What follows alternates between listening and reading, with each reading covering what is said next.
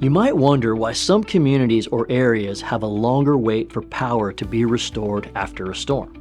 Issues like lingering or post-storm coastal and inland flooding, or damage in tough-to-reach locations can create safety hazards and require more time to investigate.